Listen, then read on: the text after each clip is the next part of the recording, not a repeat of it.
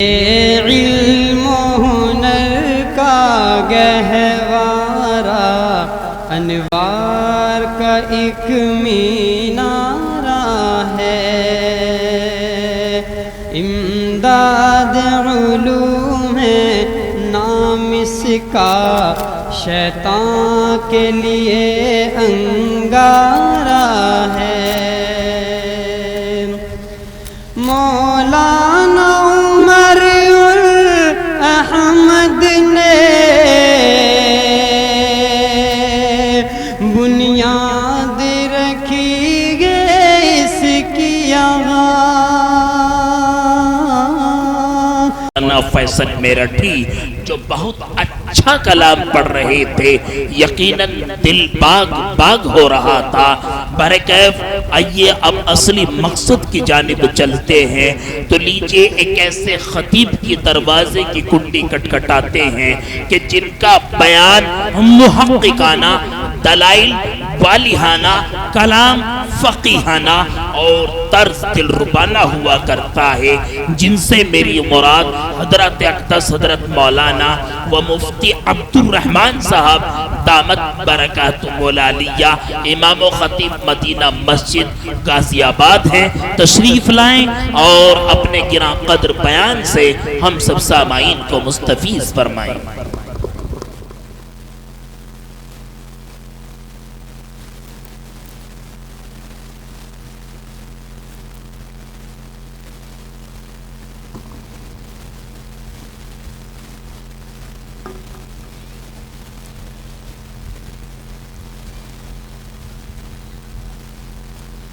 الحمد لله واحد الأوحد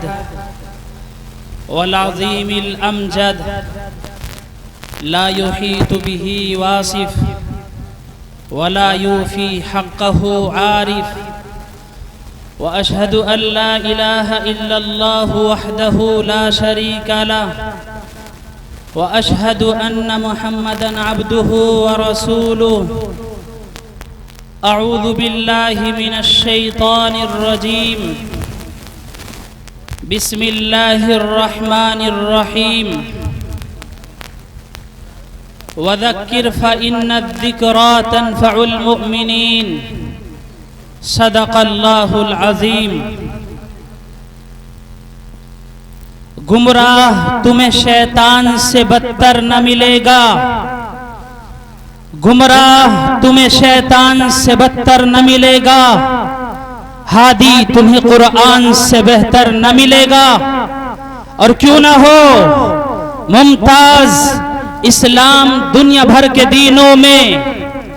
اور کیوں نہ ہو ممتاز اسلام دنیا بھر کے دینوں میں، وہاں مذہب کتابوں میں، یہاں قرآن سینوں میں۔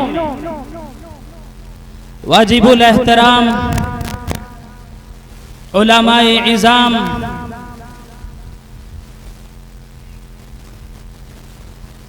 اللہ تعالیٰ نے ہم سب کو ایک پاکیزہ اور ایک مقدس گھرانے کے اندر پیدا فرمایا، جس گھرانے کو ایمان والا گھرانہ کہا جاتا ہے، لیکن بڑے افسوس اور بڑے درد بھرے انداز سے اس بات کو کہا جا سکتا ہے کہ آپ کے لیے اس محفل کو سجایا گیا، اس جلسے کو منعقد کیا گیا، اور اس کے اندر نہ جانے کتنی کاوشیں، کتنی محنتیں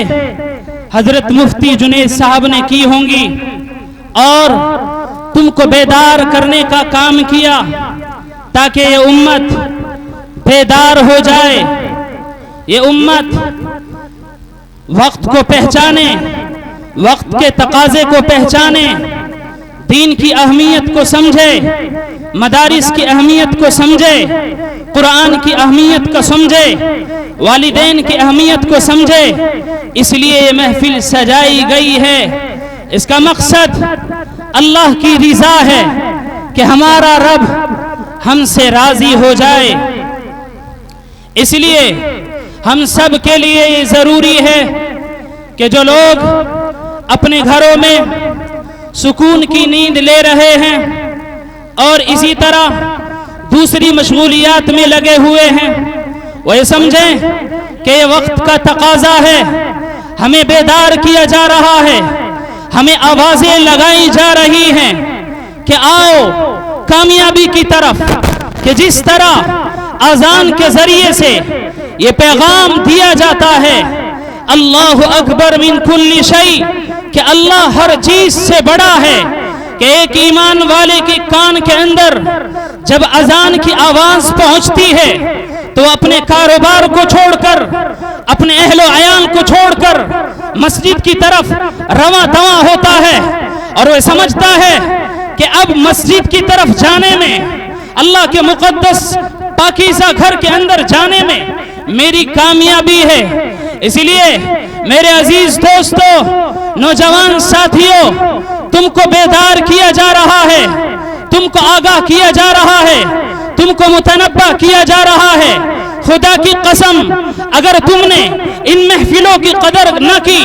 ان محفلوں کو قدر کی نگاہوں سے نہ دیکھا، ان علماء کو قدر کی نگاہوں سے نہ دیکھا، تو ایک وقت آئے گا کہ ان علماء سے تم ترس جاؤ گے، ان محفلوں سے تم ترس جاؤ گے اور سوچو گے کہ ایسی محفلیں ہمیں ملنی چاہیے تھی، ہم جہاں پر اللہ کے کلام کو سنتے، جہاں پر ہم قرآن کریم کے احکامات کو سنتے، جہاں پر ہم نبی علیہ السلام کی احادیث مبارکہ کو سنتے، جہاں پر ہم نعت نبی کو سنتے، آج وہ ہمارے کان ترس رہے ہیں، لیکن آج تمہیں قدر نہیں ہے۔ جن لوگوں کو قدر نہیں ہوتی، جن جوانوں کو قدر نہیں ہوتی، جن بزرگوں کو قدر نہیں ہوتی، علماء کی، مدارس کی، رب کعبہ کی قسم، اللہ تعالیٰ ایسے لوگوں کو ذلیل کر دیتا ہے، دنیا کے اندر بھی ذلیل ہوتے ہیں اور وہ اپنے لیے تباہی بربادی کے لیے انتظام کرتے ہیں۔ اس لیے ہمیں ان مدارس کی بھی قدر کرنی چاہیے، ان مکاتب کی بھی قدر کرنی چاہیے، ان علماء کی بھی قدر کرنی چاہیے، ان حفاظ کرام کی بھی قدر کرنی چاہیے۔ اگر خدا نخواستہ ہم نے ان کی ناقدری کی، ان کو گری ہوئی نظروں سے سمجھا اور یہ سمجھا کہ ہر سال مدرسہ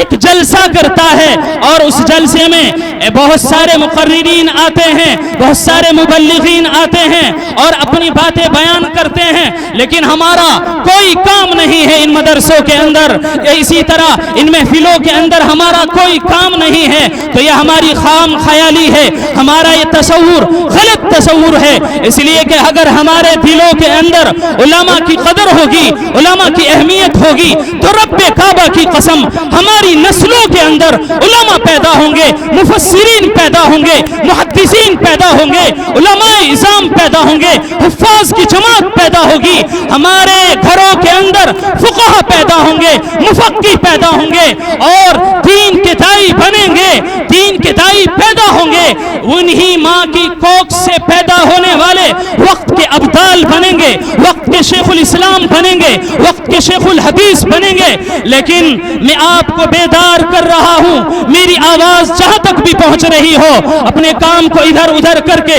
یہ سمجھے کہ سال کے اندر ہمیں ایک بار بلایا جاتا ہے، ہمیں مفتی جنید کی آواز پر لبیک کہنا چاہیے، ہمیں حاضر ہونا چاہیے، ورنہ ہمارے لیے محرومی کی بات ہوگی کہ ہمارے یہاں پر علماء آتے ہیں، ہمارے یہاں پر علماء مبلغین آتے ہیں، اپنی باتوں کو بتلاتے ہیں اور اپنے درد کو بتلاتے ہیں اور بتلا کر چلے جاتے ہیں، ہمیں احساس نہیں ہے، ہمیں کوئی احساس نہیں ہے، ہم سمجھتے ہیں کہ ہمارے مائکوں کی آوازیں ہمارے گھروں کے اندر پہنچ رہی ہیں، اسی طرح ہم موبائل کے ذریعے سے استفادہ کر سکتے ہیں، علماء سے ہم استفادہ کر سکتے ہیں۔ خدا کی قسم، اگر یہ تصور ہے، یہ خیال ہے، تو اور ذہن کے اندر علماء کی توہین ہے، ذہن کے اندر علماء کی قدر نہیں ہے، دلوں کے اندر علماء کی محبت نہیں ہے، قرآن کی محبت نہیں ہے، تو یقیناً یہ محرومی کی بات ہے، بدقسمتی کی بات ہے۔ اس لیے ہمیں لبیک کہنا چاہیے، جس میدان میں، جس جگہ پر ہمیں علماء آواز دیں کہ تمہیں یہاں حاضر ہونا ہے، رات کے 1 بجے اگر ہمیں آواز دی جائے اور ہم نیند میں پڑے ہوئے ہوئے ہوں اور اس وقت ہم بیدار بھی نہیں ہو سکتے، لیکن جیسے ہی علماء کی آواز ہمارے کانوں کے اندر پڑے تو ہم لبیک کہتے ہوئے حاضر ہو جائیں کہ علماء کی جماعت ہم تمہارے لیے ہر اعتبار سے ساتھ دینے کے لیے تیار ہیں، اگر تم ہم سے جان مانگو گے تو جان دیں گے، اگر تم ہمارے سے مال مانگو گے تو مال دیں گے، ساری چیز تمہارے دینے کے لیے ہم تیار ہیں۔ لیکن خدا کی قسم مجھے ایسا محسوس لگ رہا تھا جب مفتی وسیم صاحب بیان کر رہے تھے، مجھے ایسا لگ رہا تھا کہ بہت ہی مختصر سے لوگ یہاں پر جمع ہیں اور بہت کم لوگ یہاں پر جمع ہیں اور بہت سارا جم غفیر اپنے عیش و آرام کے اندر اپنی مستیوں میں اور ادھر ادھر گھومنے میں لگا ہوا ہے۔ تو خدا کی قسم ہمیں قدر کرنی چاہیے، ان علماء کی قدر کرنی چاہیے، ان مدارس کی قدر کرنی چاہیے، ان حفاظ کی قدر کرنی چاہیے، اس لیے کہ قرآن کریم ہمارے لیے رہبر ہے، ہمارا ہادی ہے ہمارے لیے، اس لیے کہ اسی قرآن کریم کے ذریعے سے عرب کی جاہل و وحشی قوم کو عزت ملی، ان میں سے کسی کو صدیقیت کے مقام پر فائز کیا گیا تو کسی کو فاروقیت کے مقام پر فائز کیا گیا، اس لیے کہ کلام اللہ یہ اللہ کی صفت ہے، اللہ کے نام پر یہاں پر تم کو جمع کیا گیا ہے، اللہ کے کلام کے نام پر تم کو جمع کیا گیا ہے، دین کی نسبت پر تم کو یہاں پر جمع کیا گیا ہے۔ اگر تم نے یوں ہی سمجھا ان کی قدر نہ کی تو رب کعبہ کی قسم ہمارے لیے بڑی تباہی اور بربادی کا یہ موقع ہوگا، اس لیے ہمیں قدر کرنی چاہیے۔ میں آپ حضرات کو قرآن کریم کے تعلق سے ایک بات بتلا دینا چاہتا ہوں کہ قرآن کریم یہ اللہ کی صفت ہے، جس طرح اللہ تعالیٰ کی ذات قابل تعظیم ہے، جس طرح اللہ تعالیٰ کی ذات ازلی ہے، ابدی ہے، ہمیشہ سے ہے، ہمیشہ رہے گی، اسی طرح اللہ کا کلام بھی ہمیشہ سے ہے، ہمیشہ رہے گا، اللہ کا کلام ہمیشہ رہے گا۔ دنیا کی ساری چیزیں فنا ہو جائیں گی، ختم ہو جائیں گی، یہاں تک کہ علماء نے لکھا ہے، محدثین نے لکھا ہے، مؤرخین نے لکھا ہے، مفسرین نے لکھا ہے کہ اس روئے زمین پر خانہ کعبہ کعبۃ اللہ کو اللہ تعالیٰ نے آسمان اور زمین کے پیدا کرنے سے 2000 سال پہلے پیدا فرمایا، اس لیے کہ وہ بھی مخلوق ہے، ایک دن وہ بھی فنا ہو جائے گا، لیکن اللہ کا کلام ہمیشہ زندہ رہے گا۔ اس لیے کہ ایک دور تھا، ہارون رشید کا بیٹا مامون رشید کا زمانہ تھا، اس دور کے اندر ایک فتنہ وجود میں آتا ہے، جس فتنے کو ہم معتزلہ کے نام سے جانتے ہیں۔ وہ فتنہ کیا تھا؟ اس فتنے کے ذہنوں کے اندر یہ تصور اور یہ خیال تھا، اور ڈنکے کی چوٹ پر وہ یہ اعلان کرتے تھے کہ قرآن کریم یہ اللہ کا کلام ہے، اللہ کی صفت نہیں ہے۔ ان کا یہ تصور تھا کہ یہ مخلوق ہے، چنانچہ مخلوق کہنے پر اللہ کے کلام پر اللہ کے کلام کی عظمت کی توہین ہے، اللہ کے عظمت والے کلام کی توہین ہے۔ اس لیے کہ اگر اس کو مخلوق سمجھا جائے گا، اسے مخلوق اگر سمجھا گیا تو اس بات کی طرف اشارہ ملتا ہے کہ یہ بھی ایک دن نعوذ باللہ ختم ہو جائے گا۔ لیکن قربان جائیے امام احمد بن حنبل رحمت اللہ علیہ پر، اس وقت کے علماء میں اور ان تمام علماء میں سب کے بڑے اور سب کے سرپرست امام احمد بن حنبل رحمت اللہ علیہ میدان کے اندر کود جاتے ہیں اور اس معتزلہ کی جماعت سے، ان معتزلاؤں سے مقابلہ کرنے کے لیے تیار ہو جاتے ہیں اور ڈنکے کی چوٹ پر کہتے ہیں کہ قرآن کریم یہ اللہ کا کلام ہے، یہ مخلوق نہیں ہے۔ اس لیے کہ اگر اس کو مخلوق سمجھا جائے گا، اس کو مخلوق تصور کیا جائے گا تو اس کا مطلب یہ ہوگا کہ قرآن ختم ہو جائے گا، نعوذ باللہ۔ امام احمد بن حنبل رحمت اللہ علیہ کو اس وقت کے جو معتزلہ تھے اور وقت کی جو حکومت تھی، نہ جانے کس کس طرح سے انہیں تکلیف دی گئی، کس کس طرح سے انہیں ستایا گیا، کس کس طرح سے انہیں تڑپایا گیا، لیکن امام احمد بن حنبل رحمۃ اللہ علیہ کے جسم پر 70 کوڑے دن کے اندر لگائے جاتے تھے، آپ کو جیل کی سلاخوں کے اندر ڈال دیا گیا، آپ کو کال کوٹریوں کے اندر ڈال دیا گیا، آپ کو ستایا جاتا رہا، آپ پر ظلم کیا جاتا رہا، لیکن امام احمد بن حنبل رحمۃ اللہ علیہ نے ڈنکے کی چوٹ پر کہا کہ اگر میں نے اس بات کا دعویٰ کیا، اس بات کا فتویٰ دیا کہ قرآن اللہ کی مخلوق ہے، تو اس کا فنا ہونا لازم آئے گا۔ یقیناً جانیے علماء کی وہ جماعت اور اس علماء کی جماعت میں بڑے سردار اور بڑے قائد امام احمد بن حنبل رحمۃ اللہ علیہ نے ڈنکے کی چوٹ پر اس اعلان کو کرتے رہے، یہاں تک کہ آپ نے جان قربان کر دی اور یہ کہا کہ میرے لیے مر جانا بہتر ہے۔ اگر میں نے یہ کہہ دیا کہ قرآن کریم مخلوق ہے تو قرآن کریم کا داغدار ہونا، قرآن کریم کی عظمت کا داغدار ہونا لازم آئے گا۔ چنانچہ امام احمد بن حنبل رحمۃ اللہ علیہ نے نہ جانے کس کس طرح سے قربانیاں دی، اور قربانیاں دینے کے باوجود اور پوری امت کو پیغام دے کر چلے گئے کہ لوگوں، چاہے تمہاری جان چلی جائے، تمہارا جسم چلا جائے اور تم خون ہو جائے اور تمہارے ذرے ذرے ہو جائیں، لیکن اس بات کا اعلان نہ کرنا، اس بات کا فتویٰ ہرگز نہ دینا کہ قرآن کریم مخلوق ہے، اس لیے کہ مخلوق ہونے سے اشارہ اس بات کی طرف ہے کہ نعوذ باللہ یہ اللہ کا کلام ایک دن ختم ہو جائے گا۔ میرے دوستو، عزیزو، نوجوان ساتھیوں، قرآن کریم کے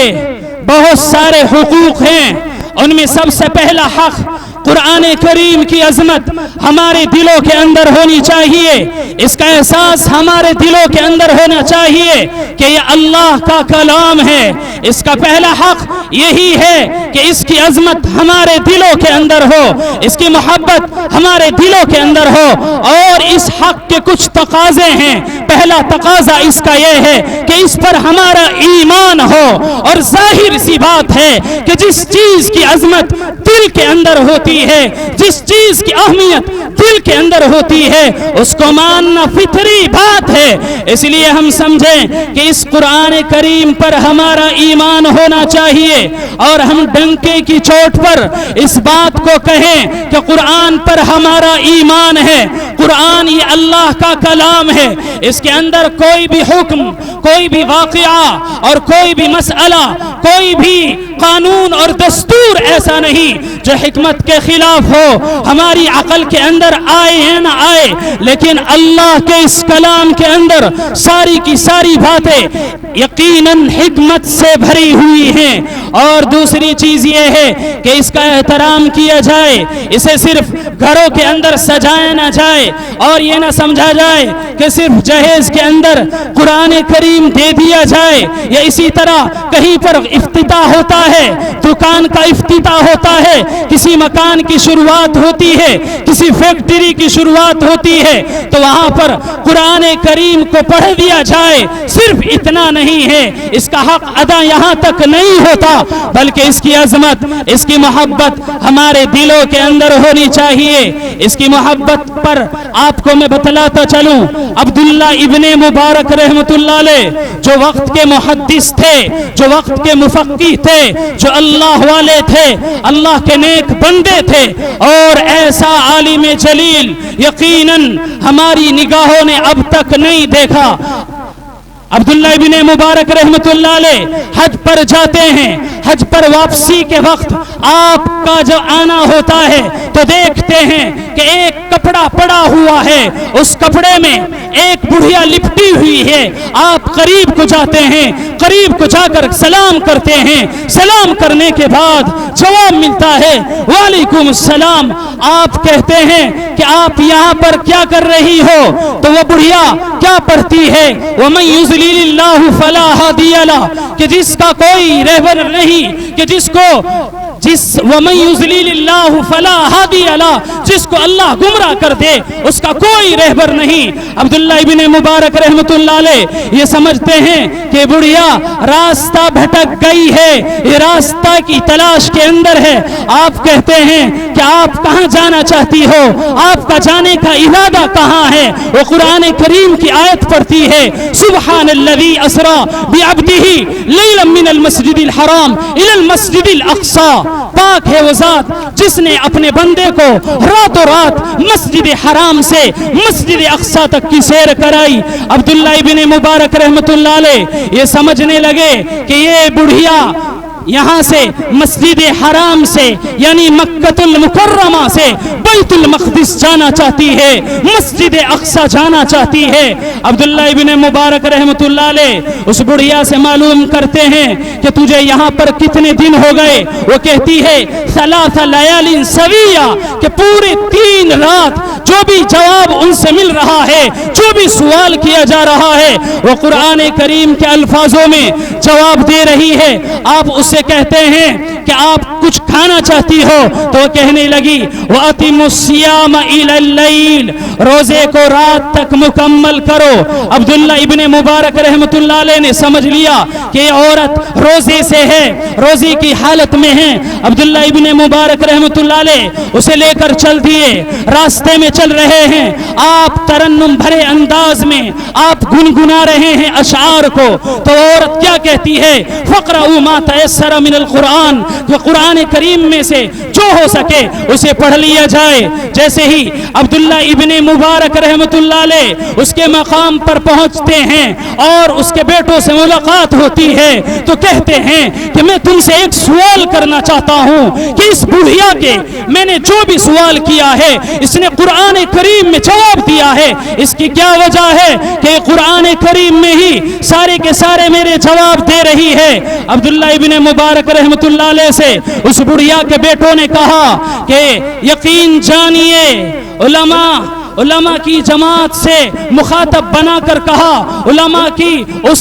سرپرست سے یہ کہا کہ عبداللہ ابن مبارک رحمت اللہ علیہ اس لیے کہ ہماری اس ماں کو 40 سال سے اسی حالت پر ہم دیکھ رہے ہیں کہ جب بھی کوئی جواب دیتی ہے قرآن کریم میں جواب دیتی ہے، قرآن کریم کے الفاظ میں جواب دیتی ہے۔ جب بھی اس سے کوئی سوال کیا جاتا ہے تو آپ قربان چاہیے اس بڑھیا پر کہ وہ بڑھیا قرآن کریم میں ہر ایک کو جواب دے رہی ہے، جو بھی سوال کرتا ہے قرآن کریم میں جواب مل رہا ہے۔ آج ہم دیکھتے ہیں اپنی حالت کو کہ ہم میں کتنے ایسے لوگ ہیں جو قرآن کریم کی تعلیمات سے واقف ہیں۔ ہم میں سے بہت سارے ایسے بزرگ مل جائیں گے جو مسجدوں میں جنہیں جاتے ہوئے 50 سال ہو گئے، جنہیں جاتے ہوئے 30 سال ہو گئے، لیکن وہ کبھی قرآن کریم کے الفاظ کی صحیح فکر نہیں کرتے کہ ہمارا قرآن صحیح ہو جائے۔ اس لیے کہ ان مدارس کا وجود، ان مدارس میں سب سے اول فہرست پر دارالعلوم دیوبند ہے، اس لیے کہ دارالعلوم دیوبند اکابرین دارالعلوم کے خون سے سینچا ہوا شجر ہے اور جس کی ایک تاریخ ہے۔ یقیناً یہ سارے کے سارے مدرسے اسی کی شاخیں ہیں اور وہ دارالعلوم دیوبند دار ارقم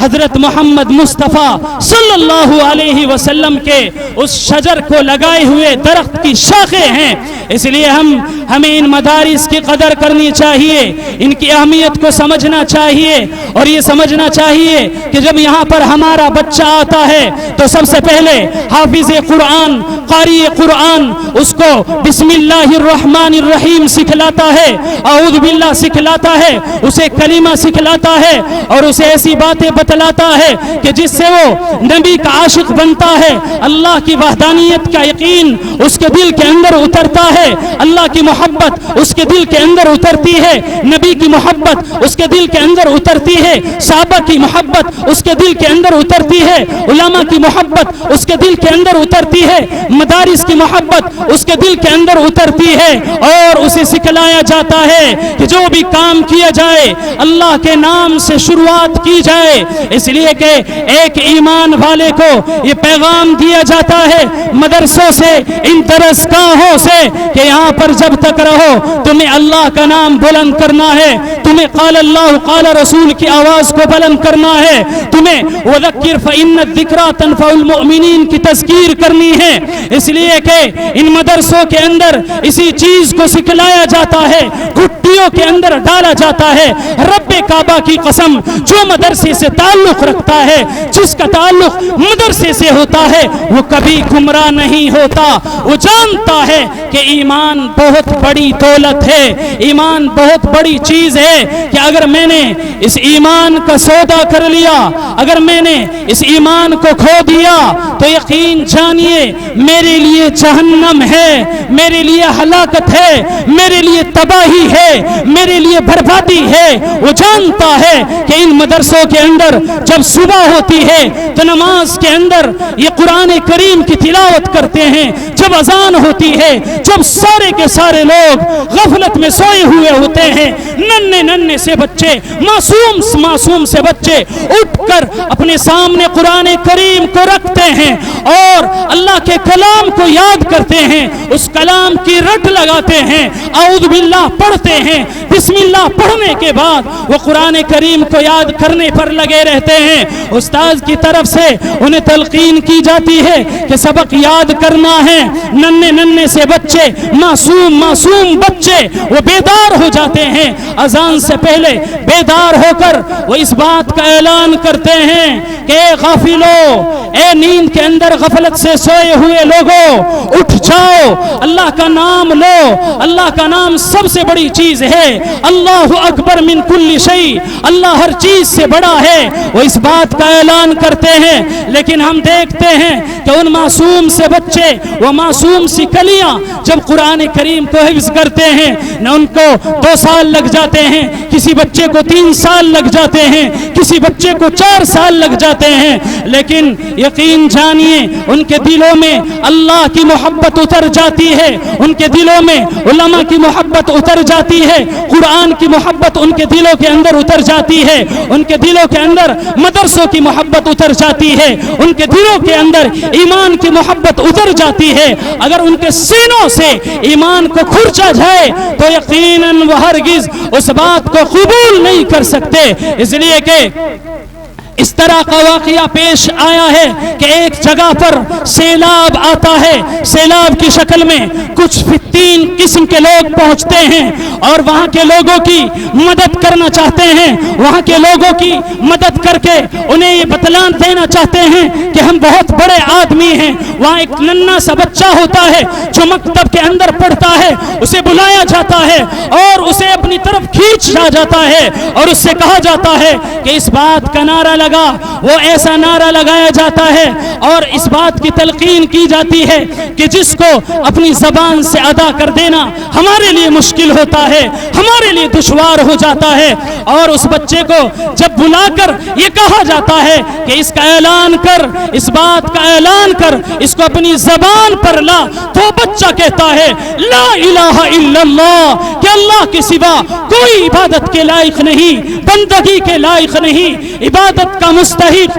وہی رب ہے. اس لیے کہ ہم نے مکتب کے اندر, مدرسے کے اندر اسی چیز کو سیکھا ہے کہ ہم اپنے ایمان کا سودا نہیں کر سکتے. اگر ہمارے سے اس طرح کا نعرہ لگایا جائے گا, لگوایا جائے گا, تو ہم ہرگز قبول نہیں کر سکتے. اس لیے کہ ہمارے چھوٹے سے جب ہم معصوم سے تھے, اب تو ہم کچھ ہوشیار ہو چکے ہیں. ہمارے استاد محترم یہ کہا کرتے تھے کہ اللہ ایک ہے، لا الہ الا اللہ کی وہ تلقین کیا کرتے تھے۔ جب ہم مکتب کے اندر جاتے تھے، مدرسے کے اندر جاتے تھے، تو ہمارے استاد محترم ہمیں بتلایا کرتے تھے کہ میرے بیٹے، میرے بچے، میرے معصوم سے بچے، تجھے ایمان کا سودا نہیں کرنا، تجھے یہ جاننا ہے کہ اس کائنات کو بنانے والا